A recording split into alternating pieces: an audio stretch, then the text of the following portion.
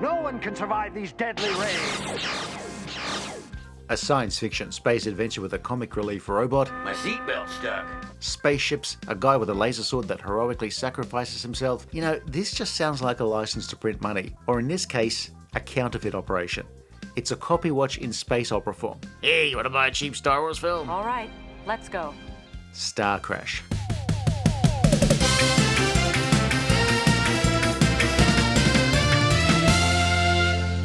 I forgot to inform you that the Emperor will be blown to pieces along with the rest of you. Starcrash was a late 70s space opera made in Italy, so a focaccia opera. Now, we've written variations on this sentence several times, but yes, it's a film that was made because a producer saw a market for space films in the wake of that 1977 science fiction classic from 20th Century Fox, Damnation Alley. No, the other one.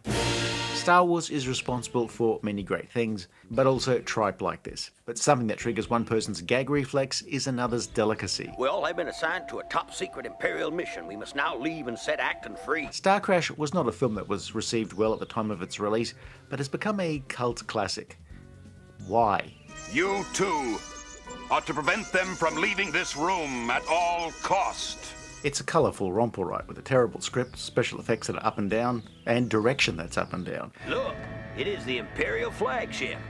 But more importantly for some people between the ages of 11 and 11 and a half, it does have the star wearing a PVC space bikini for half the film. I dig, I'm wearing a PVC space bikini right now. It is very comfortable. Unless of course you try to climb a ladder, in which case the pants keep going up long after you've reached the top. Put her into the mind probe.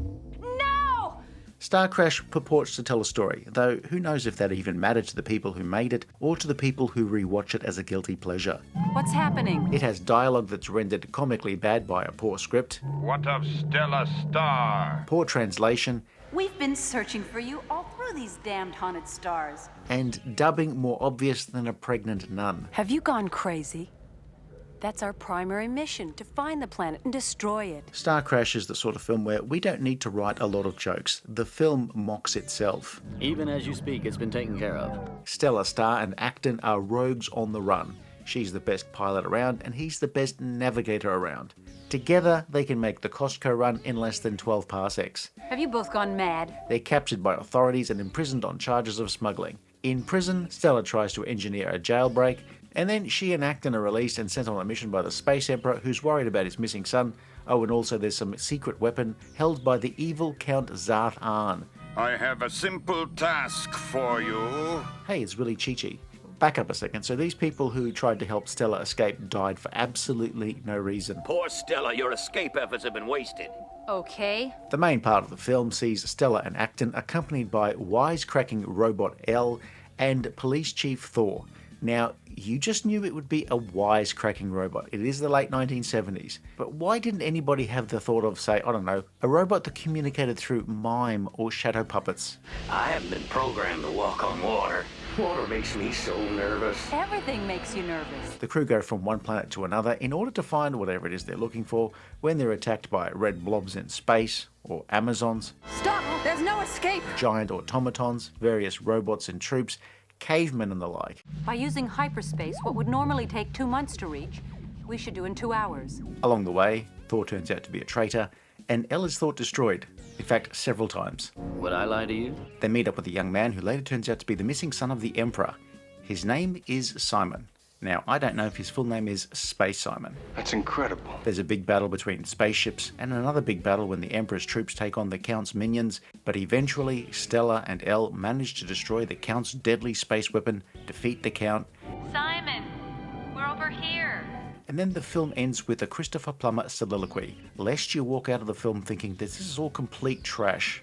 These deadly rays will be your death. A film with limited world building and a story that, while it does make sense, it's not all that interesting. Unless, of course, you're really big on trash. Then it's all over. There's no hope of ever finding the Count's secret fortress. But then it is a borderline jiggle flick in places. You can bet on that. While most big space movies at the time were filmed in either the US or Britain, Starcrash was made in Italy with a mainly Italian crew. Director Luigi Cossi, credited as Lewis Coates, was a science fiction fan who'd mainly done a lot of work in horror films. When the chance to direct a science fiction film presented itself, he grabbed it, though throughout the film's production there were various problems with securing finance, distribution, the effects, the budget, and dealing with a film crew that had its own ideas. Take my revenge. Kill them.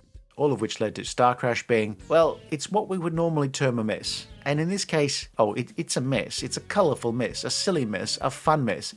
Basically what happens when the fridges break down at Baskin-Robbins. I thought I was going to go insane.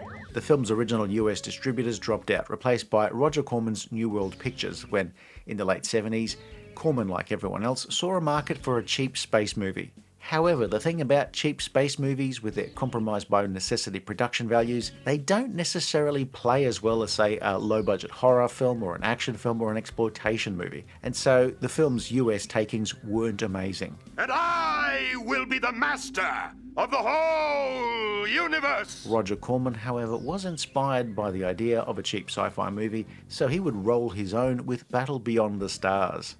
Look! Whoa! Run for your life! Back in the day, Rome's famous Cinecittà Studios turned out films in whatever was the big draw with audiences in Europe. First, it was sword and sandals movies starring bodybuilders. Later on, it was realised that while westerns weren't doing great business in the US, they were doing very good business in Europe. So many Italian filmmakers pivoted to making westerns with an Italian bent, usually filmed in either Spain or Italy. Spaghetti westerns flourished in the 60s and 70s, but changing tastes meant that westerns weren't doing as well as they used to. Italian studios pumped out comedies, spy movies, horror movies. So what about some space movies? I mean, we could always open up an Italian cookbook to find a wonderfully condescending name for Italian-made science fiction films. That is, if Starcrash did well. Well, Starcrash sort of didn't, and would not lead to a major wave of European-produced science fiction films. Those that did follow tended to have a budget that could be expressed in terms of tens of lira.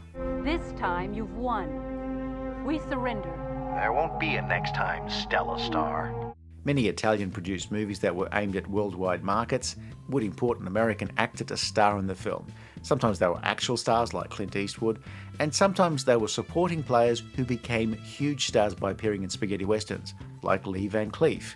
The rest of the cast of these movies were usually made up of European actors, Italians or Spaniards or whatever, where occasionally names were anglicised in an attempt to downplay the film's origins.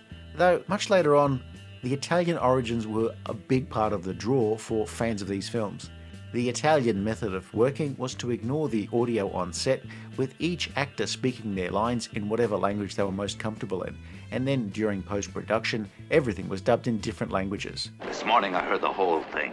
They say Colonel Canby's closing in with his Northerners, and no later than tomorrow that they'll be in the city. So in a movie starring Clint Eastwood, he'd ideally dub his scenes, and then random voice artists would do the rest of the characters, trying valiantly, but often in vain, to match the actors' lip movements. The localization of some of these films got a little granular at times. Struth, when you have to shoot, shoot. Don't talk, you cunt. For Starcrash, all of the major roles were played by people from Britain, the US, and Canada. But 99% of the dialogue was dubbed on later, which enhances the comedic value of the film by about, 20%. Here, watch your step right here. But his brain seems to be thoroughly damaged. You survived every trap that I'd laid for you. And what dialogue it is, which adds another 25% to the laugh factor. And I'm leaving to join Count Zartharn as the Prince of the League of Darkness. Caroline Munro was a British model, musician, TV presenter and actor who'd already starred in several 70s horror films and had a small part in the James Bond film The Spy Who Loved Me. I've been at this for 12 straight hours. Even so, in the English language version, she would be dubbed by American actress Candy Clark. Hey, Stella Star tends to wander around in a space kini designed by a newly divorced accountant, though Munro does a very solid job in the action scenes. These machines discharge mental projections of monsters in our brains. Marjoe Gortner appears as Acton, a rare heroic role for him where he was often a favourite to play villains in films and television. I'm not worried about them. I'm just waiting. Acton is a character who suddenly sprouts various powers throughout the film, powers that his longtime companion Stella had never heard of before. So you see into the future. All these years you never told me. It does appear as though Gortner is trying very hard to inject some life into this movie. Acton is semi-mystical, but then just dies making an heroic sacrifice. I can't leave you. You're the only human-like friend I've ever had. Or actually, he just dies and even the other cast members don't seem to be buying it. We owe you our lives. Now maybe, with your help, we can still find the Count's phantom planet. David Hasselhoff had a long-running gig on a daytime soap and had made some films, but Starcrash was, believe it or not, a step up for him. History does not record whether Hasselhoff and Gortner engaged in a curl-off with hot rollers at 10 paces. Have you gone crazy? Christopher Plummer as the Emperor seems to be the most out of place in this film, where he's acting in a different movie altogether. He's very professional and gets the lines out despite how pretty terrible they are. Halt! The flow of time! Plummer is the real actor of the bunch, and he's amazing in delivering his lines in a way that reminds you he's a proper actor. But don't forget, even proper actors need to pay the bills. Some dark force, no doubt, will show its face once more. History does not record whether his agent received a number of angry long-distance phone calls from Plummer. The producer snaffled composer John Barry to provide the film's music, who, with Starcrash, now had provided 3 scores for space movies released around this time: Moonraker, The Black Hole, and this. Barry's score is the least cruddy part of the film. It must be the Count's weapon! My head! Starcrash's effects are interesting. Firstly, there are a lot of them, and they would be considered sort of semi-adequate pre-Star Wars if they were, say, for a television show, for kids, but post-Star Wars they do give off the vibe of being enthusiastically amateurish in a "hey kids, let's put on a show" kind of way. Most of the space scenes are captured in camera, where I wonder how many Christmas trees had to die to provide the backgrounds. There are numerous sequences compositing stop-motion characters with live action, which, they are... And there are laser blasts aplenty. There's a lot of pew-pew-pew in this film. It's not particularly good pew-pew-pew, but there's a lot of pew for those who insist on a certain threshold of pewness being met in their entertainment. At one point, Acton suddenly has a laser sword. That is in no way a lightsaber. There was none of that. That was right out. Put that copyright infringement right out of your head. Go for hyperspace! The spaceship designs do look okay, but they're nothing special, and that may be down to the very simple way they were shot. The film had just enough budget to build a few adequate sets, although corners were clearly cut.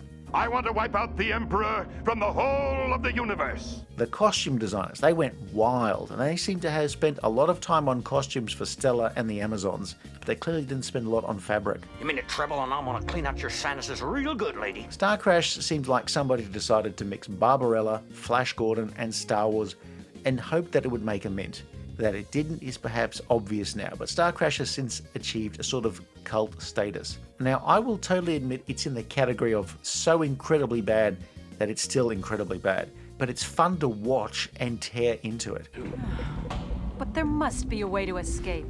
Its main redeeming feature, that is, it's incredibly funny, which is fine for us, not so good for the film's backers, who hoped they had something special. This is a film, and I have not used this word so far, that's all about cheese. A proper sequel was mooted but didn't quite turn out to be the same sort of film. There's the 1981 film Escape from Galaxy 3, which is also sometimes billed as Starcrash 2, though it's more of an out-and-out cheap exploitation film with a totally different cast that reuses whatever they could from Starcrash. Escape from Galaxy 3 is probably the only film that makes Starcrash not seem like a burnt sausage scraped off the fry pan into the bin.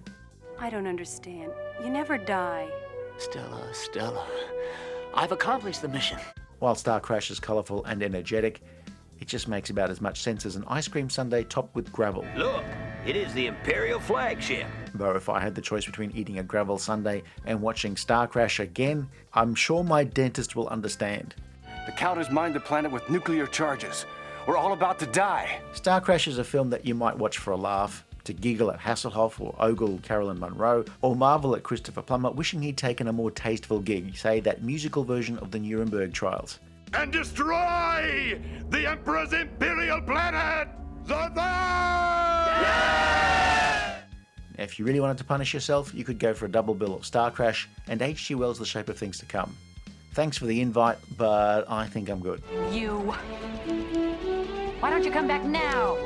If you enjoyed this review, please like and subscribe, leave a comment below, or check out some of our other videos.